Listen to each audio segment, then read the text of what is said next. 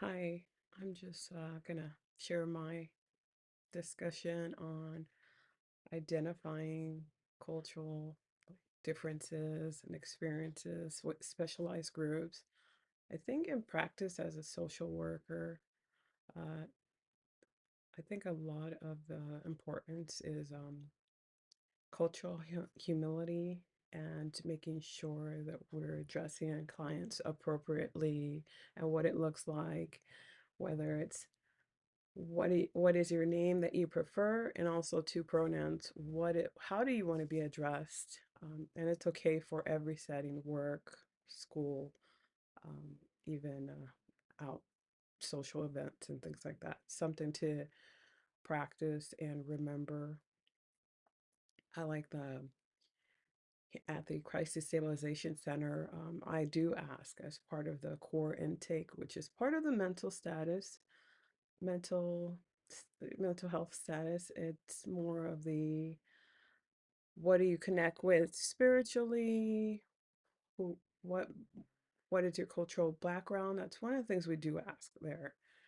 And the client is the expert. I like the discussion in your overview. It says the client is the expert, and I do agree with that because that ties into um, what their experience is and being sensitive to their experiences and listening, active listening.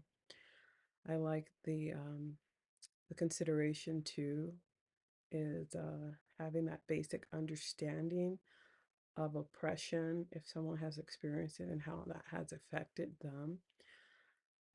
I think that spirituality too plays a big role. Like I said, even at my practicum, where one of the questions on the core is, how have you experienced? What is your cultural background, and also too, what is your spiritual background?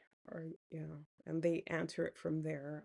I let the client answer the question, what it looks like for them.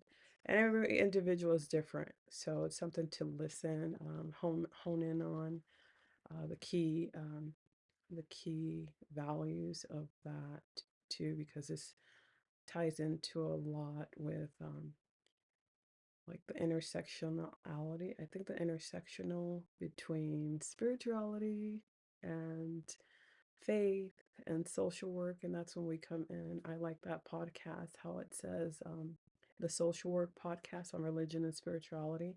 It all kind of ties in, all in a overlapping each other.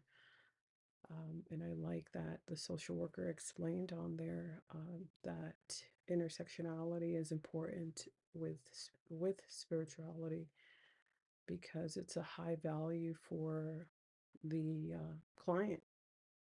80% of the clients have some sort of spirituality, faith, or religion, and it's very important for them.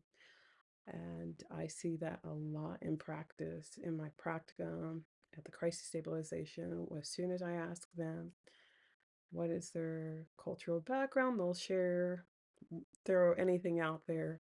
As soon as I ask, what is your spiritual background? What is your spiritual value and your belief? They stop and they look at me with eyes glowing, like, okay, thank you for listening. And this is how I feel. This is what spirituality looks like for me when I see it through the client's eyes and their lens and scope.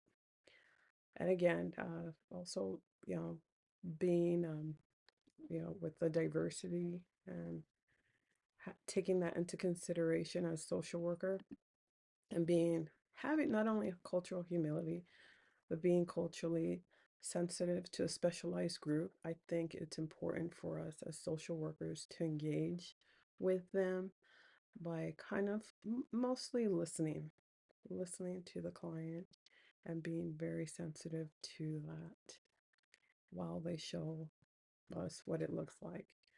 And that's my perspective on this discussion. And thank you for listening, and I'll talk to you soon.